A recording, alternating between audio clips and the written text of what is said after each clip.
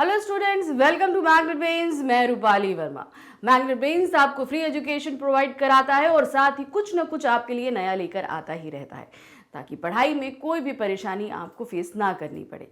उसी तरीके से अभी आप लोगों के CUET यानी कि कॉमन यूनिवर्सिटी एंट्रेंस टेस्ट होने वाले हैं, तो उसकी प्रिपरेशन भी हमारा चैनल आपके लिए करवा रहा है।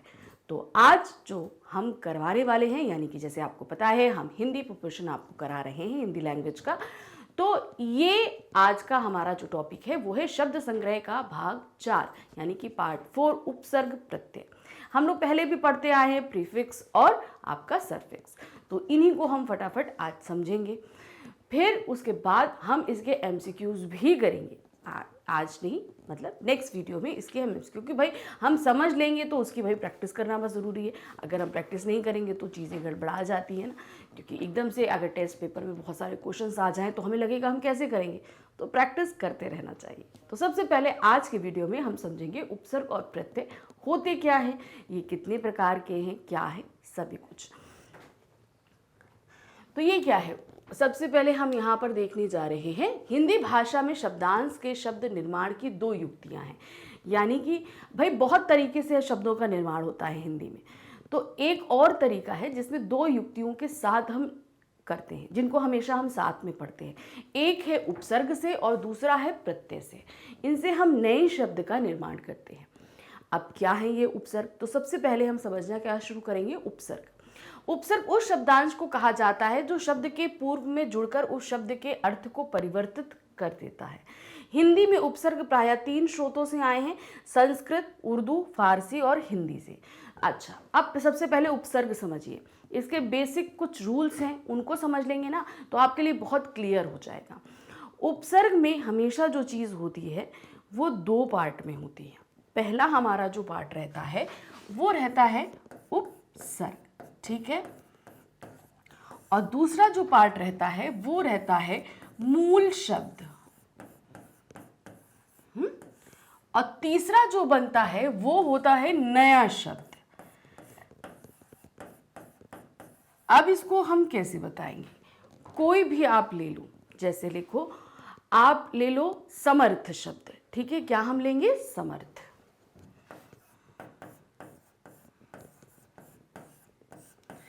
अब ये हमारा क्या है, ये हमारा मूल शब्द है, क्लियर, इसको ध्यान रखिए। अब इसके पहले अगर हम किसी शब्दांश को जोड़ दें तो उसको क्या, उससे नया शब्द जाके बनेगा, ठीक है। समर्थ मतलब हम कोई चीज़ करने के लिए केपेबल है, हम कर सकते हैं, इसका अर्थ ये होता है, हम सभी के लिए ईजी है। अब इसके बाद हम जोड़ दें, अगर आ प्रत्यय जोड़ दें, प्रत्यय क्या जुड़ेगा, आ, तो क्या हो जाएगा नया शब्द हमारा, असमर्थ।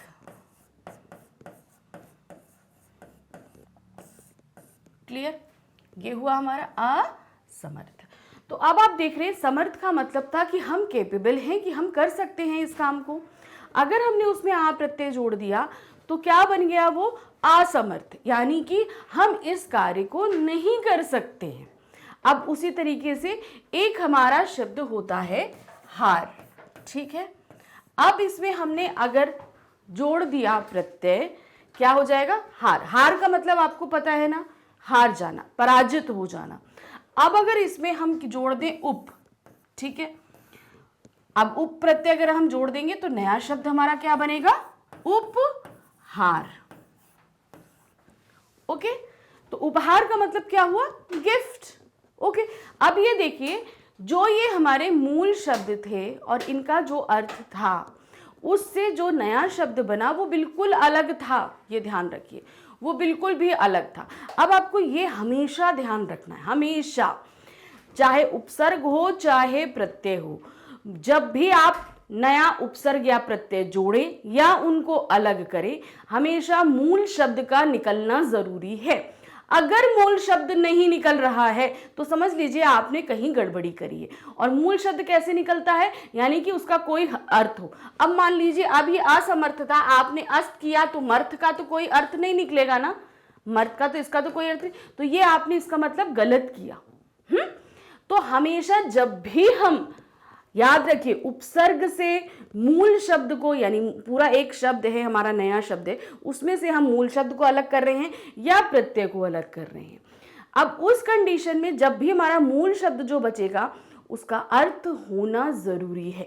अगर नहीं निकल रहा है, वो एक सार्थक शब्द नहीं है, कुछ नहीं है, तो समझ लीजिए कि आपने कहीं ना कहीं कोई गड़बड़ी करी है। ये बेसिक रूल है। तो ये आपको ध्यान में रखते हुए आगे चलना पड़ेगा कि जब भी आप उपसर्ग जोड़ेंगे या उनको अलग करेंगे। अब आप बोलेंगे कि हमारे पास तो एमसीक्यूज बेस्ड आ रहे हैं, एमसीक्यूज बेस्ड आ रहे हैं तो उसमें भी इस तरीके के क्वेश्चन पूछे जाएंगे आपके सामने, तो उनको वो आपको ध्यान रखना पड़ेगा। अच्छा, अब हमने बताया कि उपसर्ग में जो है प्रायः 3 स्रोतों से जो है वो शब्द आए हिंदी में, ठीक है, आपकी जो भाषा में। तो क्या है, संस्कृत से उपसर्ग आए हैं, उर्दू फारसी से आए हैं और हिंदी से भी हैं। तो हम ये तीनों ही देखेंगे कि ये क्या है। अब ये देखिए, सबसे पहले हम देख रहे हैं संस्कृत से जो उपसर्ग हमारे पास में आए हैं। पहला है अति। अति का मतलब क्या होता है, अधिक। अति का क्या मतलब होता है, अधिक। कोई भी चीज हम बोले कि बहुत ज्यादा है, तो क्या है, अति का मतलब क्या हुआ, अतीव। अब इससे जो नया हमारा बन रहा है क्या है, अतीव, अतिकाल, अतिरिक्त, अतिशय, अत्यंत, अत्याचार। तो अब इसमें जो बहुत ही माइन्यूटली जो चीज है आप यहां देख रहे हो, अत है। जब इस तरीके के शब्द आते हैं जहां पर, अब जैसे यहां पे अगर हम या करें, ये अत्याचार है, अत्याचार है ना, तो अत्याचार को में अगर हम विग्रह करेंगे तो क्या होगा, आचार प्लस अति। क्या होगा, अति प्लस आचार। तो उस कंडीशन में आपको ये ध्यान रखना है कि हमेशा आपको जहां पर भी या जैसे शब्द आ रहा है, या आएगा तो वहां हमेशा आधा ता करके हम उसको लिखेंगे। क्लियर, ये आपको क्लियर कर दिया मैंने। फिर आते हैं, दूसरा हमारा उपसर्ग है अधि। बहुत माइन्यूटली हर चीज को देखते हुए चलिएगा। देखिए यहाँ पे भी या आएगा तो यहाँ पर धा हमारा आधा हो जाएगा।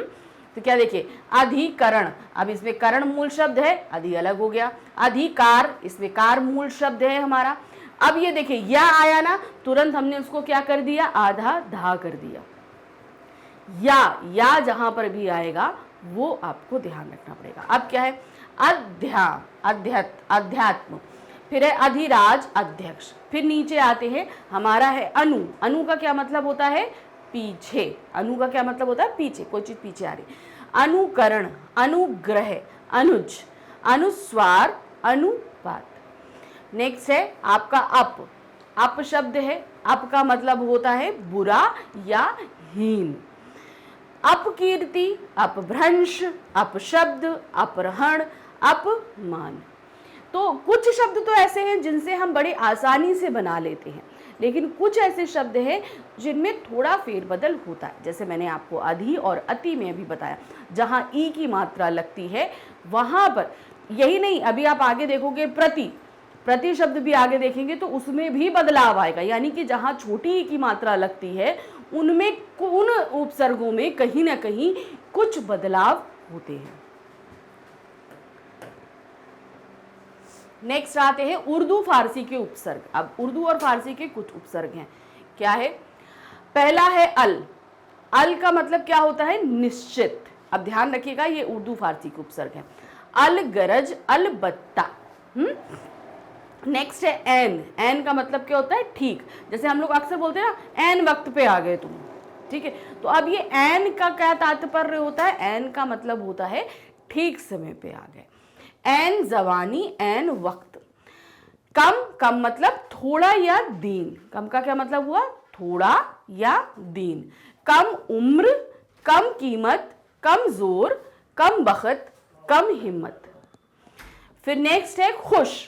खुश का क्या मतलब होता है, खुश मतलब अच्छा। अब खुश तो हम लोग क्या होता है, बहुत अच्छा फील करते हैं तभी होता है ना, तो खुश का मतलब क्या होगा, अच्छा। खुशबू, खुश दिल, खुश किस्मत। फिर नेक्स्ट आते हैं गैर। गैर का मतलब है भिन्न या विरुद्ध। गैर का क्या मतलब हुआ, भिन्न या विरुद्ध। गैर हाजिरी, गैर मुल्क, गैर वाजिब, गैर सरकारी। तो ये आपको जो ध्यान रखना है ना, जैसे गैर में तो बहुत इजीली बन गया, हमें कहीं कोई दिक्कत नहीं आई। आप इसमें आपने सभी देखा कि बहुत इजी वे में सारी चीज़ें बनती चली गई। अब नेक्स्ट हम आते हैं हमारे हिंदी के उपसर्ग। हिंदी के उपसर्ग में कैसे हो रहा है, अब जैसे यहाँ पर आया आ का मतलब क्या होता है, निषेध। निषेध मतलब कहीं पे कोई चीज़ की मनाही होती है। इसको आप ऐसे समझो कि आप कभी कहीं घूमने गए होंगे, तो घूमने में कभी कहीं आपको साइन बोर्ड मिला होगा कि यहाँ पे प्रवेश निषेध है, ठीक है। तो वो निषेध का मतलब क्या होता है, आपको मना किया जा रहा है कि आपको ऐसा नहीं करना है, यहाँ पर नहीं जाना है। तो क्या है, आ का मतलब हुआ निषेध। अजान, ठीक है, अजान, अताह, अबेर, अलग, अभाव। फिर नेक्स्ट आते हैं हमारा अध। अध मतलब आधा। अध का क्या मतलब होता है, आधा। अध कच्चा, अध किला, अध पका, अध मरा, मतलब आधा मरा हुआ, आधा पका हुआ, आधा कच्चा, इस तरीके से। फिर आते हैं उन। उनका क्या होता है, एक कम, किसी भी चीज में एक चीज कम होनी, ठीक है। ये हम लोग कहाँ इस्तेमाल करते हैं, जब हम काउंटिंग करते हैं, जैसे 49, 39, उस तरीके से। देखिए क्या है, 29, 29 का मतलब क्या है, 30 में एक कम। 19 में क्या है, 20 में एक कम। 29 यानी कि 30 में एक कम। फिर 49, फिर 59, 79। फिर आते हैं औ का मतलब क्या हुआ, हीन या निषेध। अब इसमें औ का मतलब भी निषेध है, यानी कि कहीं कहीं पर किसी चीज की मनाही के लिए भी हम औ शब्द का इस्तेमाल करते हैं। अवगुण, अवघट, अवसर। फिर नेक्स्ट आते हैं दू का मतलब बुरा या हीन, दुकाल, दुबला। फिर है नी का मतलब क्या हुआ, रहित, निकम्मा, निडर, निरोगी, निहत्थ और निढाल। तो ये हमारे उपसर्ग जो 3 तरीके के थे, हमने आपको बताया, ये 3 तरीके से आते हैं। देखिए आपसे ये पूछा जा सकता है कि उपसर्ग में कितने प्रकार के, हिंदी में कितने प्रकार के श्रुत से लिया गया है। तो आप ये अगर है तो आप बता सकते हो 3 श्रुत हैं, संस्कृत है, उर्दू फारसी है और हिंदी है। ये 3 श्रुत से हमें लिया जाता है। ये आपके लिए बेसिक नॉलेज होना ज़रूरी है, ये ध्यान रखिएगा। अब ये क्वेश्चन आ सकता है कि शब्द निर्माण की 2 युक्तियां कौन सी हैं, तो आप सिंपल बता सकते हो शब्द निर्माण की 2 युक्तियां होती हैं, एक आपका उपसर्ग और एक आपका प्रत्यय। अब हम आते हैं नेक्स्ट हमारा प्रत्यय। अभी तक हमने देखा कि मूल शब्द के पहले जब शब्द जुड़ते हैं तो वो उपसर्ग कहलाते हैं। प्रत्यय क्या होते हैं, मूल शब्द के बाद में, यानी कि मूल शब्द के एंड में जुड़ेंगे। अब जैसे क्या है, प्रत्यय उन शब्दांशों को कहते हैं जो शब्द के अंत में लगाकर शब्द का अर्थ परिवर्तित कर देते हैं। यानी कि हम शब्द के अंत में लगाएंगे और उसको क्या कर देंगे, बदल देते हैं। अब इसको हम कैसे बोलेंगे, हमारा जैसे लिख लीजिए पढ़, ओके, ये हमारा मूल शब्द है। क्या है ये हमारा मूल शब्द। फिर उसके बाद हमारा प्रत्यय। प्रत्यय कहाँ लगेगा, बाद में लगता है, प्रत्यय बाद में लगा। तो अब हम यहाँ पर मूल शब्द के साथ क्या लगा देंगे, आई। हमने आई प्रत्यय लगा दिया, क्या लगा दिया, आई। तो ये हमारा क्या बन जाएगा, नया शब्द, पढ़ आई। ठीक है। अब देखिए जब हम ऐसे करते ना, तो अगर हमारा पहला वर्ड स्वर है, क्योंकि हम सभी को पता है कि स्वर की मात्राएं बनती हैं। अगर छोटा आ है, बड़ा आ है, ऊ है या ई है, अगर प्रत्यय का पहला या इकलौता ही, ठीक है, वो है। अब जैसे हम यहाँ पर सिर्फ पढ़ी लिख दें, ठीक है ना, तो इसमें कौन सा प्रत्यय रहेगा हमारा, बताओ। इसमें सिर्फ बड़ी ई प्रत्यय रहेगा। तो हमने उसको बड़ी को क्या किया, हमने मात्रा में बदल दिया। याद रखिए, अगर स्वर है तो उसे हम क्या करेंगे, मात्रा में बदल देंगे। ये सिंपल एक रूल है, ये ध्यान रखिएगा। जैसे यहाँ बड़ा आ था तो हमने बड़ा की मात्रा लगा दी और फिर बड़ी ई लगा दी। अब हमने जब पढ़ में बड़ी ई जोड़ा तो हमने क्या किया, यहाँ पे आ तो था नहीं, तो हमने क्या किया, इसको हम सीधे हमने मात्रा में बदल दिया। ये एक बेसिक रूल रहेगा आपका, जब भी आप मूल शब्द के साथ प्रत्यय जोड़ो या प्रत्यय अलग करो। इसमें भी मेन बेसिक वही चीज रहेगी, जब भी आप मूल शब्द से प्रत्यय को अलग करोगे, मूल शब्द का अर्थ होना कंपलसरी है। अगर आपने अर्थ नहीं लिया, अगर मूल शब्द आपने ऐसे अलग किया कि उसका कोई मतलब नहीं निकल रहा है, तो समझ लीजिए आपने मिस्टेक करी है। हमेशा मूल शब्द का कोई ना कोई अर्थ निकलना जरूरी होता है। क्लियर? अब है प्रत्यय को दो भागों में बांटा गया है। जैसे अभी हमने उपसर्ग देखे थे, उपसर्ग हमारे यहाँ 3 भाषाओं से आए थे, उसी तरीके से हम प्रत्यय को अब 2 भागों में बांटते हैं, क्योंकि अब हम इसमें जो जोड़ते हैं उसमें बेसिक बहुत इजी है, आपको नाम याद रखना है बस। पहला है क्रंदत प्रत्यय। ठीक है, क्या है आपका क्रंदत प्रत्यय? ये है ये प्रत्यय जो किसी क्रिया या धातु के अंत में लगते हैं। अब क्रिया धातु क्या होते हैं? बहुत इजी है। क्रिया धातु होते हैं, हमने जैसे बोला पढ़, चल, लिख, जहाँ पे एक्शन वर्ड होते हैं। अब इसी से हमारा क्या बनता है? पढ़ाई, लिखाई, चढ़ाई, गिर को हम गिराई बनते हैं। पढ़ना, पढ़ाई, पढ़ी, तो ये सब, या पढ़ाया, तो मूल शब्द हमारा क्या रहा? पढ़।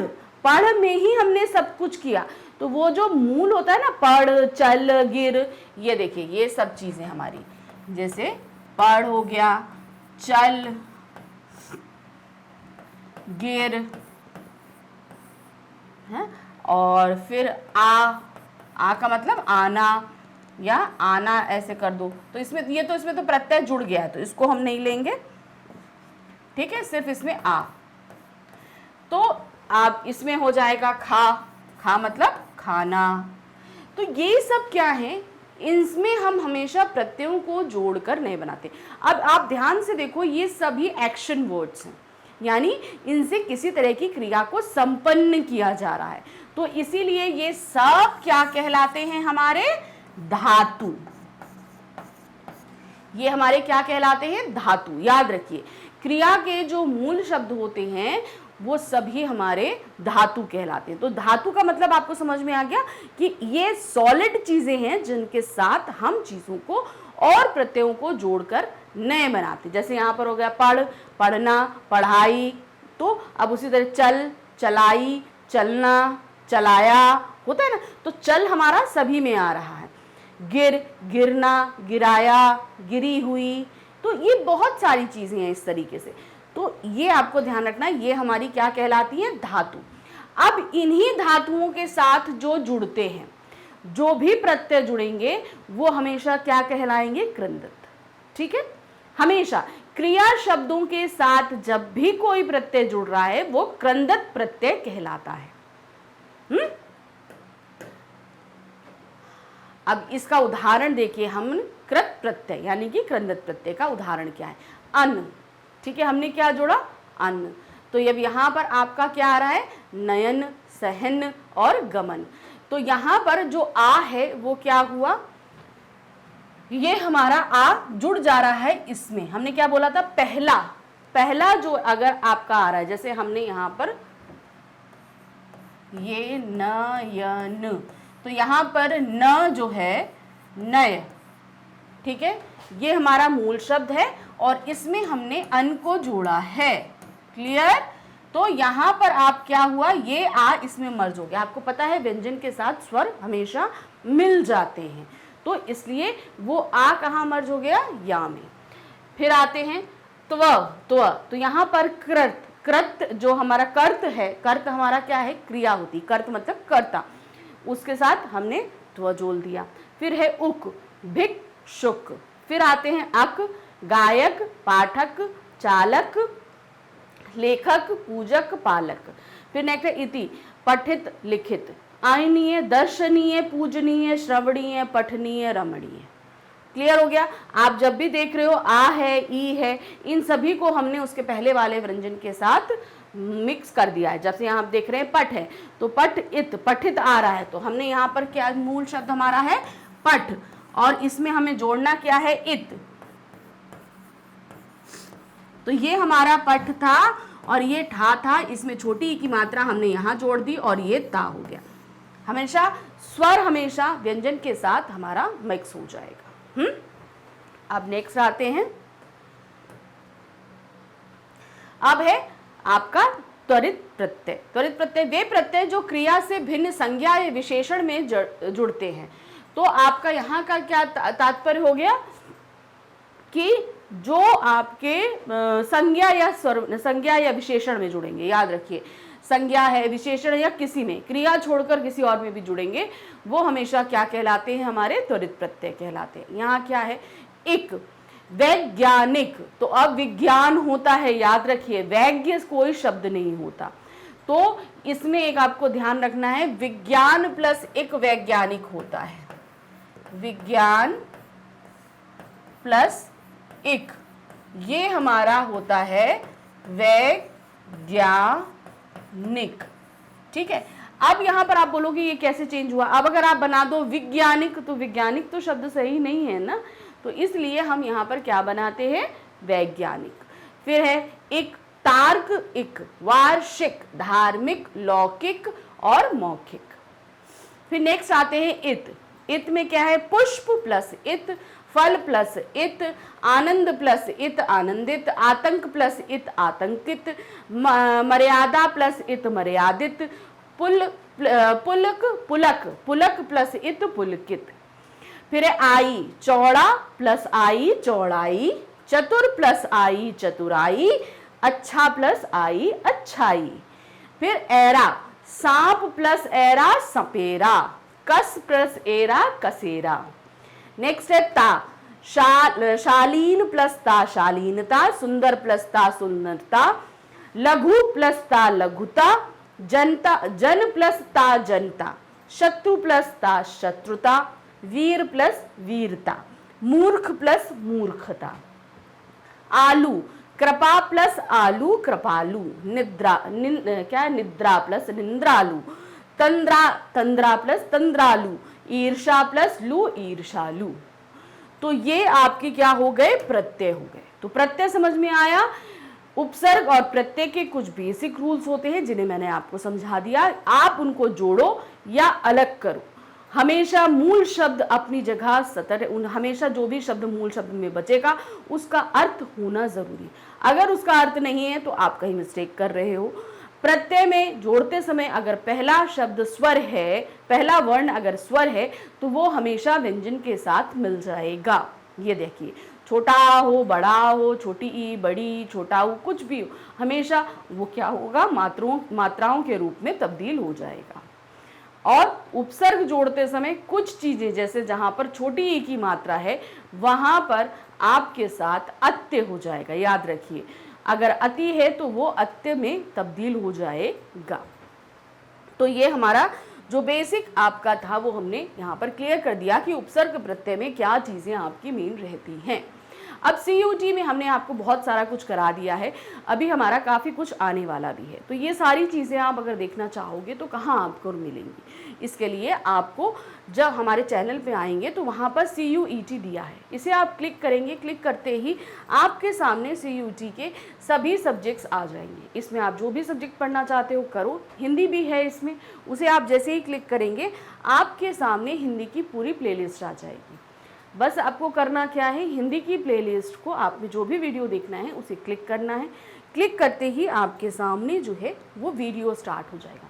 वीडियो देखिए और साथ ही अपनी अच्छे से प्रिपरेशन कीजिए CUT की, क्योंकि बहुत ज़रूरी है, टाइम कम है, एग्ज़ाम आने वाले हैं और आपके पास सब्जेक्ट्स कई हैं, तो बहुत अच्छे से इनकी प्रिपरेशन करते रहिए और जितना हो सके उतना प्रैक्टिस करिए, क्योंकि आपके सभी पेपर्स MCQs बेस्ड होने वाले हैं। Thank you for watching, bye bye.